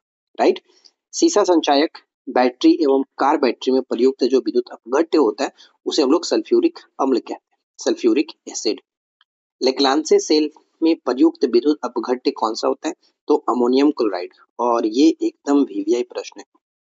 ठीक है, लेक्लांसे सेल में प्रयुक्त जो विद्युत अपघट्य होता है उसे हम लोग अमोनियम क्लोराइड कहते हैं। लेक्लांसे सेल का प्रयोग किसमें किया जाता है? तो विद्युत घंटी में करते हैं, टेलीफोन में करते हैं, आदि में किया जाता है। टेलीफोन का आविष्कार ग्राहम बेल ने किया था। विद्युत घंटी कार्य करती है विद्युत चुंबकीय प्रभाव पर। और दूरबीन का आविष्कार हेंस लेपर्सी ने किया था। दूरबीन का आविष्कार हेंस लेपर्सी ने किया था। अगर आपको वीडियो पसंद आए तो प्लीज वीडियो को लाइक करिए, ज्यादा से ज्यादा शेयर करिए, चैनल पे पहली बार है सब्सक्राइब करके नोटिफिकेशन बेल आइकन को ऑल पे सेट करिएगा। और रही बात ये पीडीएफ, तो ये पीडीएफ आपको हमारे टेलीग्राम पर मिल जाएगा, जैसे मैं हमेशा देता हूँ। दृष्ट धारा और प्रत्यावर्ती धारा, यानी डीसी और एसी करंट के बारे में बात करते हैं। डायरेक्ट करंट और अल्टरनेटिव करंट। तो किसी परिपथ में एक दिशा में बहने वाली जो धारा होती है उसे हम लोग दृष्ट धारा कहते हैं, डायरेक्ट करंट कहते हैं। यदि धारा का प्रवाह समानांतर रूप से आगे पीछे हो जाता है तो उसे कहते हैं हम लोग अल्टरनेटिव करंट, यानी कि प्रत्यावर्ती धारा। ठीक है, भारत में उत्पादित प्रत्यावर्ती विद्युत धारा की आवृत्ति कितनी होती है? तो 50 हर्ट्ज होता है। कितना? 50 हर्ट्ज। डायोड से धारा बहती है सिर्फ और सिर्फ एक दिशा में। डायोड से सिर्फ और सिर्फ एक दिशा में। ट्रांसफार्मर का कार्य क्या होता है? तो विद्युत चुंबकीय प्रेरण के सिद्धांत पर ट्रांसफार्मर कार्य करता है, और ये आपने 11th-12th क्लास में अच्छे से पढ़ा है। ट्रांसफार्मर का आविष्कार माइकल फैराडे ने किया था। ट्रांसफार्मर का क्रोड जो होता है वो नर्म लोहे का बना होता है।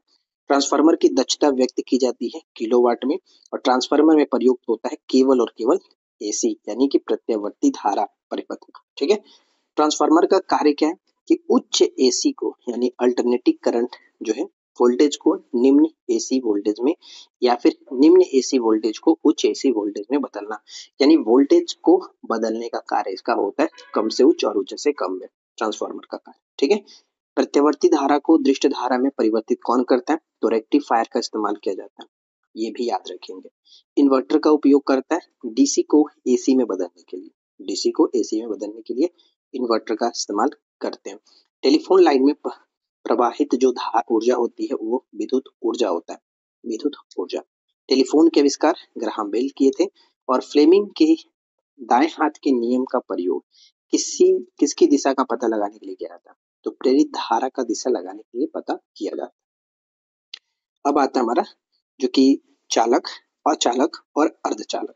तो जिन पदार्थों से होकर के विद्युत आवेश सरलता से प्रवाहित हो जाता है उसे चालक कहते हैं।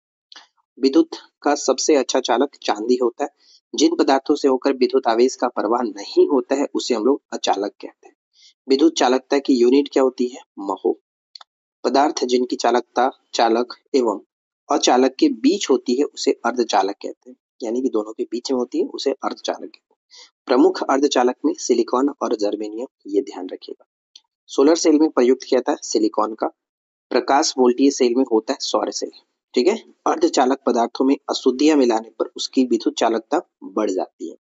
ताप बढ़ाने पर अर्धचालक की चालकता क्या होती है? बढ़ता है। ये भी प्रश्न पूछा जाता है कई बार, ये बहुत इंपॉर्टेंट है। ठीक है, ध्यान रखेंगे, एकदम भी नहीं है। ताप बढ़ाने पर अर्धचालक की चालकता जो है वो बढ़ती है। गर्म करने पर अर्धचालक का प्रतिरोध घटता है। ट्रांजिस्टर बनाया जाता है अर्धचालक से। ट्रांजिस्टर बनाने में सर्वाधिक प्रयुक्त होने वाला जो अर्धचालक है वो है आपका सिलिकॉन और जर्मेनियम। राइट। ट्रांजिस्टर का आविष्कार किसने किया था? तो डब्ल्यू सॉल्के ने किया था। सॉकले है, डब्ल्यू सॉकले। कुछ धातुओं का प्रतिरोध परम शून्य ताप के निकट पहुंचने पर लगभग शून्य हो जाता है, उसे हम लोग अतिचालक कहते हैं। ठीक है, अतिचालक। अतिचालक की प्रतिरोधकता कितनी होती है? शून्य होता है। अतिचालक का लक्षण क्या होता है? उच्च परागम्यता। वायुमंडलीय दाब पर किसी अतिचालक द्वारा प्राप्त अधिकतम ताप 133 केल्विन। अतिचालकता की खोज कैमरलिंग ओन्स ने किया था 1911 ईस्वी में। ठीक है, ये बहुत इंपॉर्टेंट है। तड़ित के दौरान भवनों की सुरक्षा के लिए किसका उपयोग किया था? तड़ित चालक का इस्तेमाल किया जाता। भवन के ऊपर आपने देखा होगा कि लोहे की डंडी से कुछ ना कुछ ऊपर में लगाया जाता है, सबसे ऊपर में, और वो तांबे का बना होता है, कॉपर का। ठीक है। तड़ित में अधिक मात्रा में होती है विद्युत ऊर्जा। तड़ित चालक का आविष्कार किसने किया था? बेंजामिन फ्रैंकलिन ने किया था। और तड़ित चालक बनाए जाते हैं किसके? तांबे के बनाए जाते हैं, यही मैंने आपको अभी बताया। राइट, चलिए नेक्स्ट आता है हमारा चुंबकत्व। तो चुंबकत्व से रिलेटेड क्या क्या क्वेश्चन है ध्यान रखिएगा कि प्राकृतिक चुंबक होता है लोहे का ऑक्साइड। कृत्रिम चुंबक बनाया जाता है लोहा का, निकेल, कोबाल्ट इत्यादि का। अस्थायी चुंबक नर्म लोहे का बनाते हैं, स्थायी चुंबक इस्पात का बनता है। तो ये दोनों ध्यान रखेंगे। चुंबक के समान ध्रुवों में होता है विकर्षण, यानी समान ध्रुव एक दूसरे को प्रतिकर्षण करते हैं, आकर्षण नहीं करते हैं। चुंबक के असमान ध्रुवों में आकर्षण होता है। ठीक है। स्वतंत्रता पूर्वक लटकता हुआ जो चुंबक है वो उत्तर और दक्षिण दिशा को इंगित करता है। चुंबक के लोहे को अपनी ओर आकर्षित करने के गुण को चुंबकत्व कहते हैं। चुंबकत्व सबसे अधिक पाया जाता है चुंबक के सिरों के निकट। चुंबक के सिरों के निकट, मान लीजिए कोई ये आपका नॉर्थ और साउथ पोल का चुंबक है, तो इसका जो सबसे ज्यादा चुंबकत्व होगा इसके शीर्ष पर होगा, यानी यहाँ होगा, ना कि यहाँ पर उतना नहीं होता है।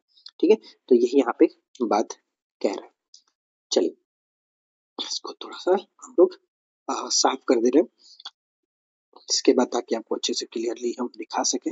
चलो यहाँ पे क्या कि चुंबकत्व का अभाव होता है चुंबक के ठीक मध्य में, यानी वहां पर उतना ज्यादा शक्ति नहीं होता है, चुंबकन का गुण उतना नहीं होता है।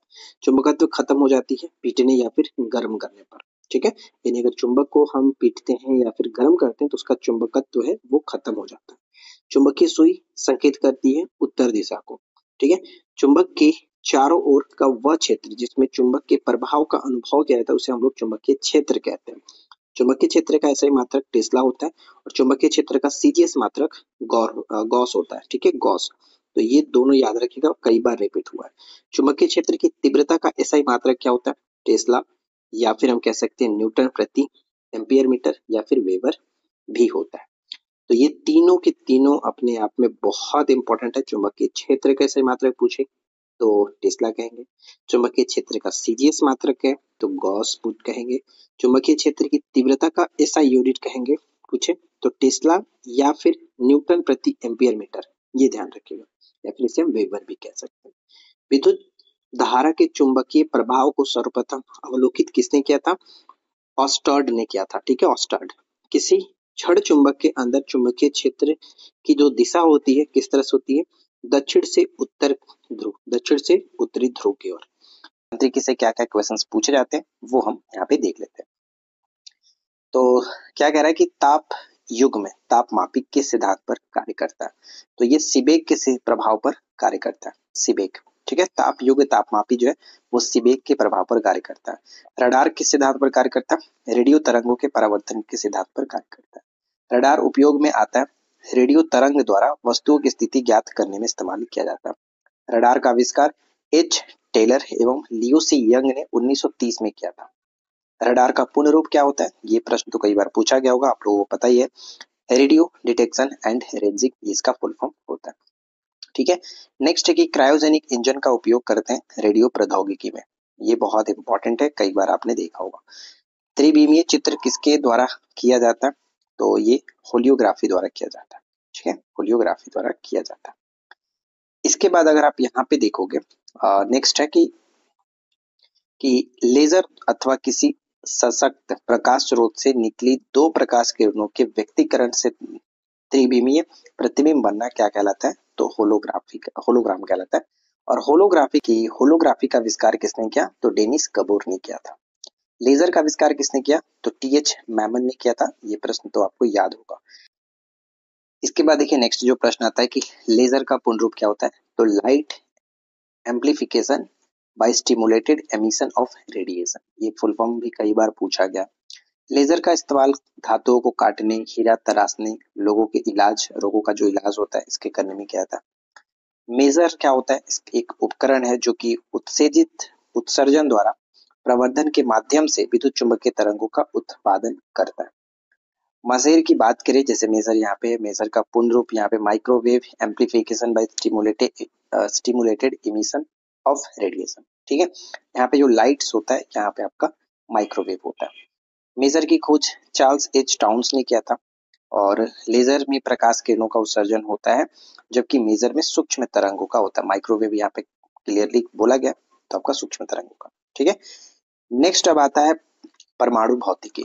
अब इसमें देखिए कि प्रत्येक पदार्थ छोटे छोटे कणों से मिलकर के बने होते हैं, जिसे परमाणु कहा जाता है। परमाणु के नाभिक की खोज रदरफोर्ड ने किया था। नाभिक की त्रिज्या होता है 10 के पावर -10 मीटर, सॉरी 10 के पावर -15 मीटर होता है, माफी चाहूंगा।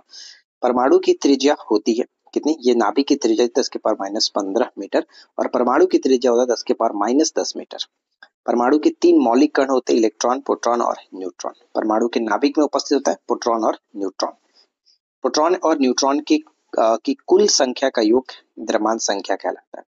नाभिक में उपस्थित प्रोटॉनों की संख्या बराबर होता है परमाणु संख्या के। प्रोटॉन का नामकरण रदरफोर्ड ने किया था। नेक्स्ट है कि प्रोटॉन की खोज गोल्डस्टीन ने 1886 में किया। इलेक्ट्रॉन की खोज जे थॉमसन ने 1897 में भी किया। न्यूट्रॉन की खोज जे चैडविक ने 1932 में किया था। प्रोटॉन क्या होता है? तो एक धन आवेशित कण होता है, जबकि इलेक्ट्रॉन ऋण आवेशित कण होता है, निगेटिव चार्ज होता है। न्यूट्रॉन पर कोई चार्ज नहीं होता, ये आवेशहीन कण होता है। प्रोटॉन का भार इलेक्ट्रॉन के भार का 1840 गुना होता है। पॉजिट्रॉन क्या है?